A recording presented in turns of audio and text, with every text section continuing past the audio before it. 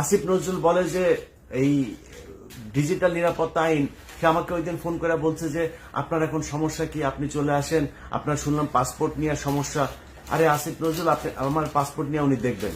আরে আসিফ নজরুল ভাই, আপনি আমার পাসপোর্ট নিয়ে দেখবেন, আপনি এসবি রে বলেন না, পাসপোর্ট অফিসে বলেন না, ওদের যদি বাপের ক্ষমতা থাকে আমার পাসপোর্ট আটকায় রাখতো, ওদের বললেন ক্ষমতা থাকে, উনি আমাকে এই হেল্প করতে চায়।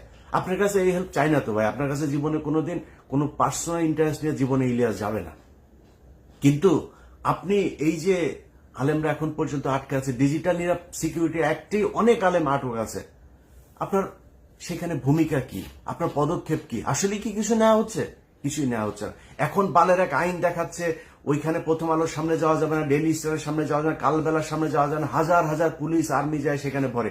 আরে বেটা, তুই যে চেয়ারে বসছিস ওই চেয়ারটাই তো জোর করে দখল করে শেখ হাসিনা কি তোর কি ওইখানে বসেছে? তুই নির্বাচন করে আসছিস, তুই কোন সংবিধানের কোন ধারায় তুই এই চেয়ারে বসছিস? তুই এখন ঈদ আইন দেখাস। এই দেশ বিপ্লবের মধ্যে আছে, বিপ্লব করে আদায় করতে হবে। গতকালকে সাইফুল ইসলাম আলিফকে সেখানে খুন করা হলো, গোয়েন্দা সংস্থা কি বাল ফালাইছে সেই জায়গায়। এই যে 33 আপনার ডিভিশনের যে জিওসি, এই যে এখন জাহাঙ্গীর আলম ডিজিএফ এর চিফ, তার এখন তার কাজ কি, সে কি করছে?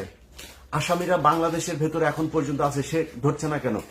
হত্যা মামলার আসামিরা ঘুরে বেড়ায়, তাদেরকে ধরা হয় না। কাজ কি আর্মির, সেনাবাহিনীর, গোয়েন্দা সংস্থার কাজটা কি? সাইফুল ইসলাম যে বের হলে ওকে মারবে জানে না? সামনেই তো ওরা ত্রিশুল নিয়ে দাঁড়ায় ছিল, এই খবর সেনাবাহিনীর কাছে ছিল না, মানলেন না কেন? পিনাকি যায় সেটা মারাইছে, তাইলে পিনাকির যেহেতু দোষ, তো পিনাকি এখানে প্রথম আলোর সামনে বিশাল ঘটনা ঘটলো, ওইটাও পিনাকি দোষ করছে, এই জন্য এটা ঘটছে। যারা এই 2 দিন সুশীল বাক্য ছাড়লেন, তারা এটা ঠেকাইতে পারেন নাই কেন? যেদিন ঘটনা এই পিনাকির ওই ঘটনার পরে 5 জনকে ধরে নিয়ে গেল তেজগাঁও থানায়, সারা রাত তাদের বলা হলো সকালে ছেড়ে দিবে, সকালে বলছে যে তাদেরকে করে দিবে। আমি ওখানে 3.5 ঘন্টা লাইনে ছিলাম, আমি বলেছিলাম যে তাদেরকে যতক্ষণ না ছাড়াবো, এটার জন্য যত খারাপ পরিস্থিতি তৈরি করা প্রয়োজন হয় সেটা করা হবে। তাহলে যদি নাকি না ছাড়তো তাহলে সেটা হইতো।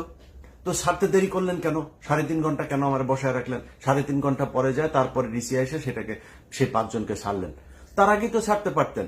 এখন আপনারা চিন্তা করেন যে দেশের অবস্থা এই হয়ে যাবে, সেই হয়ে যাবে, তৃতীয় পক্ষ এখানে সুবিধা নেবে। তো তৃতীয় পক্ষ সুবিধা নিবে, ওই দিনই তো 3টা কলেজের মধ্যে মারামারি। সেই কলেজের ওগুলি গোয়েন্দা সংস্থা ঠেকাইতে পারে নাই কেন? সেগুলো ঠেকানো উচিত ছিল না? ইসকন এখনো পর্যন্ত যেগুলো করে, ইসকনের লোকজনদের ধরেন না কেন?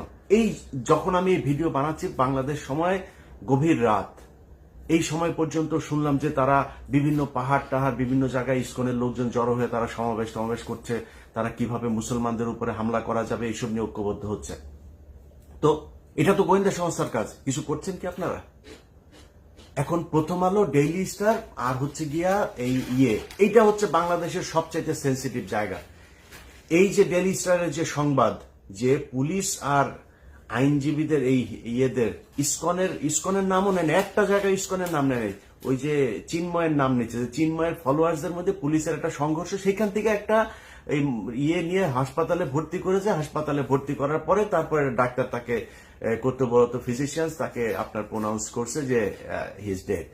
এখন এর বাইরে কোনো তথ্য তারা জানে না, তারা এইভাবে একটা মিস ইনফরমেশন মানুষের মধ্যে ছড়াই দিল। এটা তাদের সূক্ষ্মভাবে এইভাবে গত 15 বছর করেছে, এখনো করবে, সামনেও করবে। এদেরকে সুযোগ দেয়া যাবে না। যে যত বালের আইন মাইন যত বালচাল শিখান, কোনো সমস্যা নেই। ডেইলি স্টার, প্রথম আলো, আপনার এলাকায় যারা কিনা এদের এই যে পত্রিকার ইটি দেয় না, এদেরকে বলতে হবে এটা আমার মত প্রকাশের স্বাধীনতা। প্রথম আলো, ডেইলি স্টার যেমন মত প্রকাশ করে না, আমার মত প্রকাশের স্বাধীনতা। যে এরা হচ্ছে গিয়া অন্য দেশের এজেন্ট, এরা পত্রিকা না। ডেইলি স্টার, প্রথম আলো এই দেশের দুষ্কৃতিকারী, তারা দেশদ্রোহী, তারা পত্রিকা না, পত্রিকা সাংবাদিক না। এদের পত্রিকা সাংবাদিক টেলিভিশন। আপনি যিনি দিনাজপুরে বসে আছেন চট্টগ্রামের ঘটনার জন্য আপনার খারাপ লাগছে না? যিনি চুয়াডাঙ্গা আছেন খারাপ লাগে না? জামালপুর আছেন খারাপ লাগে না? কুমিল্লা আছেন খারাপ লাগে না? ব্রাহ্মণবাড়ি আছে খারাপ লাগে না? আপনি ওইটার জবাব নিতে চান, ওইটার প্রতিশোধ নিতে চান, আপনার এলাকায় বসে আপনি প্রতিশোধ নেবেন। প্রথম আলো, ডেইলি স্টার, কালবেলা, এরা কোনো পত্রিকা না। এরা এই দেশের দুষ্কৃতিকারী, বিপ্লব চলছে, বিপ্লবের মাধ্যমে সেটাকে মোকাবেলা করতে হবে। আইনগতভাবে যদি মোকাবেলা করতো তাহলে সরকার এতদিনে করতো, কোনো কিছুই করে নাই। এবং প্রথম আলো, ডেইলি স্টার, তার লোকজন সব ইউনুস সরকারের পিছনে আশপাশে বসা রাখছে। ডক্টর মোহাম্মদ ইউনুস তো কাউকে চেনেও না ঠিক মতো।